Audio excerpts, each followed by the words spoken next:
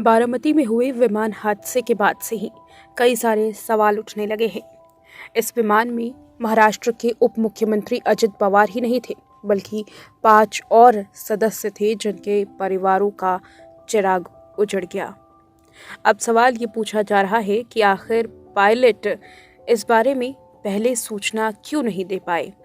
शुरुआती जांच में विमान की पूरी तरह एयरवर्थी बताया गया है और ये कहा गया है कि पायलट अनुभवी थे, कोई मेडे कॉल नहीं गया, फिर भी हादसा हुआ।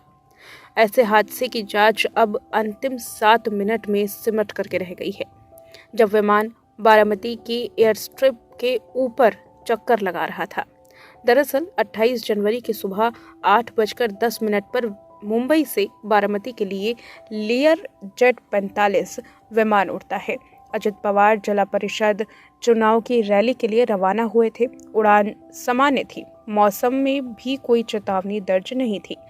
करीब 8:37 पर विमान पहली बार रडार से गायब हुआ। 2 मिनट बाद रडार पर वापस दिखाई दिया। फ्लाइट रडार 24 के आंकड़े बताते हैं कि इस दौरान फ्लाइट ने गो अराउंड मैन्यूवर किया था, यानी कि लैंडिंग को बीच में छोड़कर दोबारा ऊंचाई ली थी। 8:38 पर पहली लैंडिंग की कोशिश हुई, लेकिन खराब दृश्यता की वजह से विमान रनवे पर नहीं उतर पाया। 8:38 पर पायलट गो अराउंड का फैसला लेते हैं। विमान उसी दिशा में लौटता है जिस दिशा में पहले आया था। फिर आता है निर्णायक क्षण, यानी कि 8:42 का वो वक्त जब पायलटों ने एटीसी को सूचित किया कि कम दिखाई देने के कारण रनवे पर वो फ्लाइट लैंड नहीं करवा पा रही हैं। 8:43 पर विमान दूसरी बार रनवे की ओर अप्रोच करता है। पायलट कहते हैं रनवे इन साइट। एटीसी ने रनवे 11 पर लैंडिंग की क्लियरेंस दी। 8:44 पर विमान रनवे के थ्रू शोल्डर, यानी कि शुरुआती बिंदु के पास भी पहुंचा, लेकिन अचानक गोता लगाकर बगल की खाई में जा गिरा और धमाका ऐसा हुआ कि आग की लपटों ने पूरे विमान को ध्वस्त कर दिया। सिविल एविएशन मंत्रालय का कहना है कि उस समय दृश्यता लगभग 3000 मीटर थी, लेकिन प्रत्यक्षदर्शी पायलट का एटीएस से संवाद और फ्लाइट डेटा ये संकेत देते हैं कि रनवे को लेकर के स्थिति स्पष्ट नहीं थी। दरअसल बारामती का रनवे एक टेबल टॉप रनवे है जो पहाड़ी या ऊंची सतह पर स्थित होता है। ऐसे रनवे पर लैंडिंग के दौरान अक्सर पायलट को ऊंचाई में भ्रम हो जाता है, क्योंकि यहाँ बड़े हाईवे नहीं है, इस वजह से ऐसा हो सकता है। बड़े अड्डों की तरह ILS यहाँ नहीं था, इसलिए पायलट को पूरी तरह से अपने आंखों पर ही निर्भर रहना पड़ा था।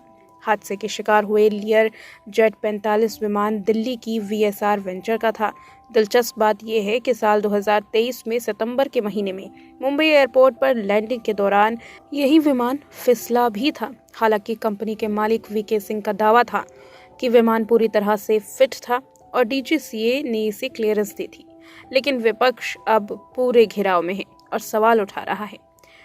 AAIB और DGCA ने संयुक्त रूप से जांच शुरू तो कर दी है, लेकिन क्या इस जांच में सही आंकड़े और सही जानकारी जल्द हासिल हो पाएगी? फॉरेंसिक टीमें मलबा उठा करके हर टुकड़े की जांच में जुटी है। ATC long flight data record और CCTV फुटेज की बारीकी से पड़ताल कर रही है, लेकिन अभी भी कई ऐसे सवाल हैं जो जवाब मांग रहे हैं। कई ऐसे परिवार हैं जो ये जानना चाहते हैं कि आखिर ऐसी कौन सी लापरवाही हुई जिसकी वजह से उनके परिवारों के चिराग हमेशा के लिए बुझ गए।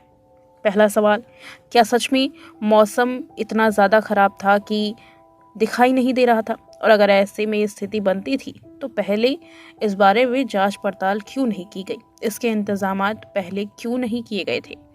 क्या विमान में कोई तकनीकी खराबी थी? और अगर ऐसा होता है तो क्या विमान तकनीकी रूप से पहले जांच नहीं किया गया था? क्या पायलट पूरी तरह से फिट थे? क्या पायलट को मानवीय चूक के अंदर रखा जा सकता है? क्या विमान लैंड के दौरान पायलट से कोई चूक हुई? ये ऐसे सवाल हैं जो गहराई से जांच करने लायक हैं। इसी सवाल को लेकर के विपक्षी दल अब लगातार जांच की मांग उठा रहा है और लापरवाही साजिश को लेकर के भी चर्चा की जा रही है।